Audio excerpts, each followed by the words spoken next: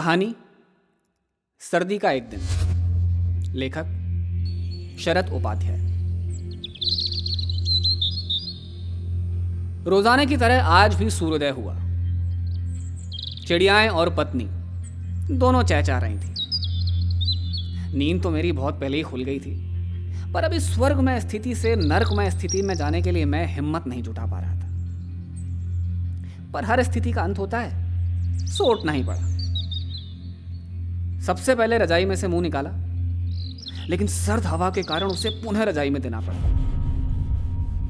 पर कहां तक रजाई में बना रहता, सो रजाई से निकलकर मैं धरातल पर आ गया। घर का फर्श बर्फ की चट्टानों सा प्रतीत हो रहा था। बाहर निकलकर देखा, सूरज भी मेरी तरह ठिठुर रहा था।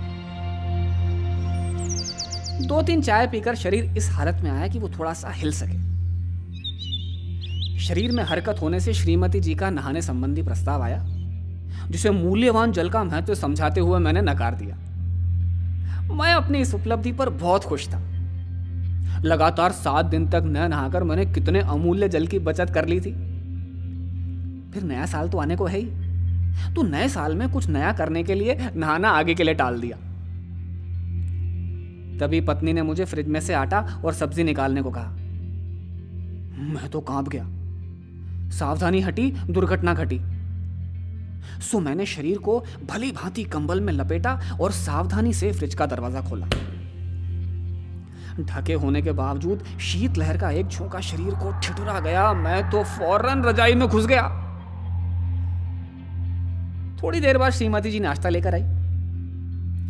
सर्दी के दिनों में डाइनिंग रूम तो वीरान पड़ा रहता है और बेडरूम का कार्यभार अधिक बढ़ जाता है। नाश्ते के बाद एक नींद लेकर मैंने खाना भी वहीं खाया। ऑफिस का सही समय निकले 1 घंटा बीत चुका था और ये श्रीमती जी दुश्मन की तरह मुझे बार बार ऑफिस की याद दिला रही थी। क्या करूं, मजबूरी में जाना ही पड़ा। नाना प्रकार के वस्त्रों में लद फद कर मैं ऑफिस की ओर चल पड़ा। मुझे लग रहा था कि बुलेट प्रूफ कपड़े ऐसे ही होते होंगे, अगर गोली भी घुसेगी तो शरीर को छू नहीं पाएगी।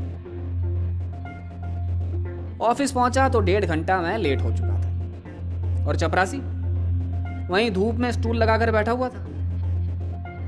क्या बात है बाबूजी, आज तो जल्दी आ गए, अभी तो कोई आया ही नहीं। मुझे पत्नी पर गुस्सा तो ऐसा आया कि क्या बताऊं। अब इतनी जल्दबाजी भी ठीक नहीं है। ये शर्मा वर्मा तो बिस्तर में दुबके रहे होंगे और यहां हम सर्दी में परेशान हो रहे हैं। पर हम भी कोई कम थोड़ी। मैंने चपरासी को आवाज लगाई, कुर्सी धूप में निकालने को कहा। चपरासी निरपेक्ष भाव से मुझे देखता रहा। शायद आवाज उसके कानों तक पहुंचने से पहले ही जम गई थी। क्या करता, हार कर मैं ही कुर्सी निकाल लाया। अब लंच टाइम तक तो काफी लोग आ चुके थे। कुछ लोग काम के लिए आए भी, पर उन्हें तो मैंने शीतलहर खत्म होने के बाद ही आने को कहा। अरे क्या करें साहब, अरे ठंड के मारे पेन ही नहीं खोला जाता। फाइलों के फीते ठिठुरन के मारे खुल ही नहीं पाते। जब तक जेब में हाथ रहते हैं तब तक तो उन्हें चैन पड़ता है, पर जैसे ही उन्हें बाहर निकाला जाता है बेचारे अकड़ने लगते हैं। ये जनता को देखकर भी ये लगता है कि ये भरी सर्दी में क्यों चली आती है। ये लोगों को भी चैन नहीं, भरी सर्दी में काम के लिए चले आते हैं। जाने कैसे ऑफिस में टाइम पास होता है ये मैं ही जानता हूं। ये घड़ी का कांटा पता नहीं क्यों धीरे धीरे चलने लगता है। यहां तो सब कुछ चाय के सहारे ही चल रहा है। चाय ना होती कैसे पार पड़ता। सूरज छिपने से पहले ही पंछी घोंसलों की ओर चल दिए, सो मैं भी झट से घर की ओर चल दिया। हालांकि अभी छुट्टी में समय बाकी था, लेकिन शाम होते होते जो धूप गायब हो जाती है, उसके बाद तो लगता है मैं मोटरसाइकिल की जगह पैदल ही घर चला जाऊं। अभी तो किसी तरह सूरज की हल्की किरणों को देखकर घर की ओर चलने की हिम्मत मिल जाती है। बस रजाई देवी का स्मरण कर मैं अब घर की ओर चल रहा था। जैसे ही हवा का एक झोंका मेरे शरीर को छूता, बस रजाई देवी का स्मरण कर अपने आप को समझाता कि बस अब दुखों का अंत होने वाला है। घर जाते ही बस सारे दुख खत्म हो जाएंगे। किसी तरह घर पहुंचा और शाम की चाय पीने के बाद मैं तो फिर बिस्तर में घुस गया। फिर खाने की बातें होने लगी। बातों की शुरुआत स्वास्थ्य निखारने की बातों से होती है। हरी सब्जियों से प्रारंभ होती हुई फिर नाना प्रकार के पराठों पर खत्म हो जाती है। तो इसी तरह चल रहा है। ठंड के मारे सारा देश कांप रहा है, सारा काम ठप पड़ा है। लाख कोशिश कर रहे हैं पर हाथ हैं कि बाहर निकलने का नाम ही नहीं लेते। क्या क्या कह रहे हैं आप?